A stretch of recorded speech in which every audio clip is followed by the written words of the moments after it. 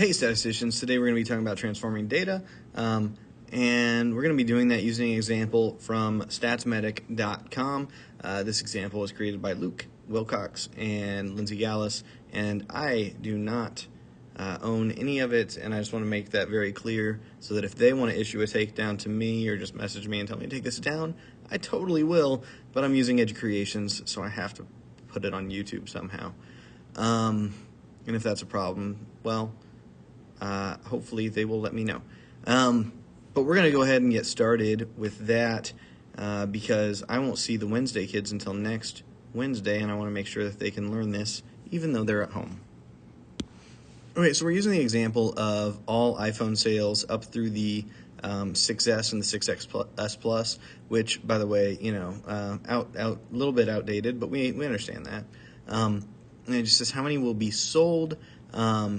We're going to sketch this data. We're going to use either Statplet.com or your TI-84 graphing calculator to make a scatter plot, and then we're going to sketch it. So I'm going to pause here, and the next time I speak, we're going to have a sketch of the scatter plot, and it's not even going to have numbers on the axis. So it probably looks a little bit like I exaggerated the curve by accident, but we're going to roll with it for now. And we can see from this data, this is clearly doesn't look all that linear. We're going to check it here, though. And remember, the way that we check it is by making a residual plot. Remember, we have a video on how to make that on your TI-84. I believe there's a way to do that on Statplet.com. But we're going to pause, and the next time you hear from me, it's going to be with the residual plot sketched, and we're going to see for sure if this is something that we would describe well with a linear model or not. So we've got our residual plot, and clearly there's a pattern. So would we use a linear regression? No. We have a clear pattern, clear curved pattern in the residual plot. So, okay, a linear regression model is not going to be the best way to do this. That's what we can see in this residual plot. So we have to ask ourselves a couple of questions, and we should look back at the sketch we made on number 1 to answer them. But I'd like you to pause and think in general about what you think the answer to these questions are, and when we hit play, we are going to check in about some of these answers. So if you're back, this is clearly to me, maybe it was to you, an exponential curve. It's clearly exponential, that exponential curve model that we've done before. Especially if you have taken pre-calc, you've definitely seen that. Algebra 2 with the pandemic, you may not have seen that last year. The form of that is y equals a times b to the power of x. So b is to the power of x, a is a multiplier. And the inverse of an exponential is a logarithm, which I know in my Algebra 2 class we got to last year. So I guess we did get to exponentials last year. And the way we would change this equation, we would undo everything by doing logs, right? And we would actually have to separate some things to make the logs work. But the way the formula would, it would originally look like log y. So we're undoing the exponential transformation. Equals log ab to the x. And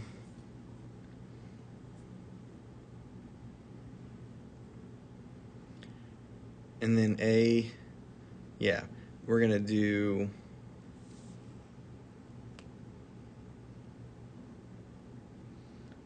looks like log y equals x log a. We're actually switching a and b because that's the slope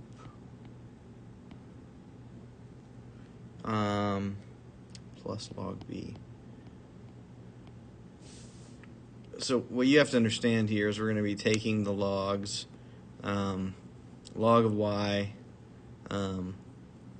we're taking a logarithm of everything. We're undoing this exponential curve. I believe on your test, you're just going to be figuring out which model is the best, if I remember the test questions correctly. So I'm just going to take a brief pause for a second. So look, the main idea here is we're trying to undo the exponential curve, and the way we're going to do that is we're going to take the y variable and we are going to apply a log to it. So we're going to do log of 0.5, log of 1, log of 1, log of 1.7, and we're going to fill in this table. So in your calculator, do log of each of those numbers, and let's round off to 2 decimal places as we do this. You're all going to see that here in a second, but fill it in yourself. Make sure you know how to do it yourself. Log, button on your calculator, and then these numbers. And we'll be back here in a second. So here's our data, and I'm going to move on to the next slide. So if you need to pause, if there was something wrong with yours, grab the data here, grab the XY chart. When we graph this, we're going to graph this without the original response variable. And so we're going to sketch it here in a second. Here's my sketch. It looks like I might be missing a point, but that's what I'm getting from the example provided by the StatsMedics. And it looks a little more linear, maybe. We're gonna check some things to see. And we got to calculate the least squares regression line for the transform data.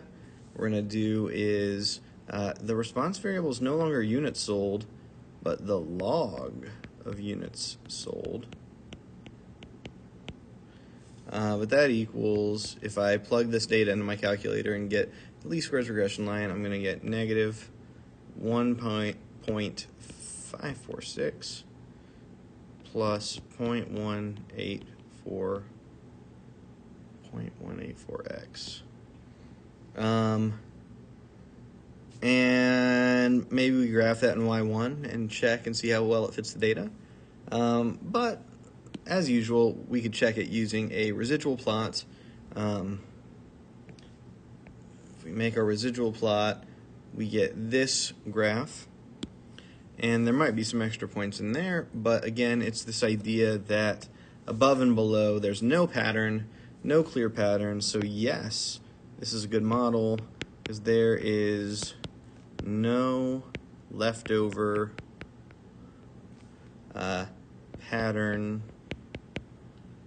shown in the residual plot. Now, mathematically, this equation is going to give us a little bit more trouble figuring out when I plug x in to get a predicted y, because I'm going to have log y, if I'm plugging in 15, negative 1.546 plus 0.184x, but instead of x, I'm going to have 15.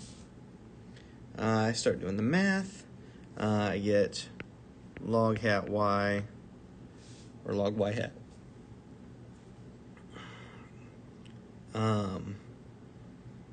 equals 1.214. And if we remember, this log is base 10, so the only way to get rid of a log like that is to make it the power of 10, and these are going to cancel.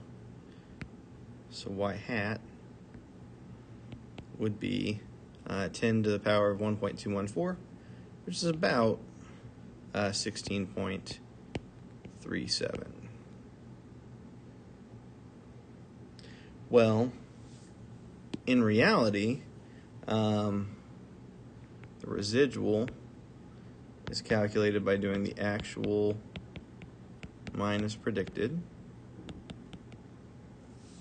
So actual was 13 in 2015, minus predicted 16.37, which is negative 3.37. That's the residual. Okay, and that's the end of the problem. So we've learned a couple of things. We can,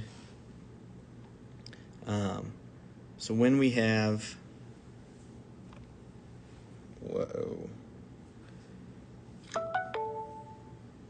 Google Calendar's letting me know that I've got a meeting. So if we're doing this so I can get it done before my next meeting, a linear function, which is what we've been doing, we're going to do the x and then we're going to do it against the y. That's normal. That's what we've been doing. A power function requires both sides to be logged, and it's log y versus log x, and an exponential function, which we just did, is log y versus just x. So to finish out today, we are being given some Minitab data about the length and weights of these Atlantic rockfish. First, we want to get the least squares regression line. I look at that. I look at the original data. Clearly. This was. Let's see. I guess they're saying that it looks like we need to cube the length.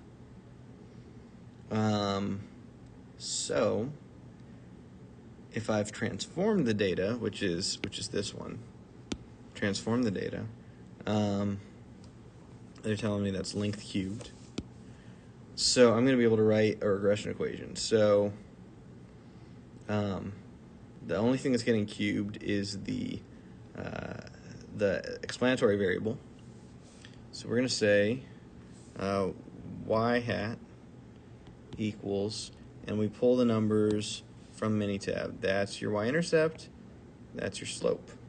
So 4.066 plus the 0.146774 x, and we would replace x and y with, well, that's x cubed. They told us it was cubed. And that is with x equaling length, y equaling weight. I'm just out of room. I need to write that if I was you. And then the way we predict a 36 centimeter long ocean rockfish, we would do the weight hat equals 4.066 plus 0.146774 times 36 to the third. And when we do that, the predicted weight is, if I'm reading this correctly, 688.9 grams. Hey, that's where we're at today. This is a long video, and I'm sure there are questions. We're going to spend more time on stuff like this during the review days on Friday and Monday.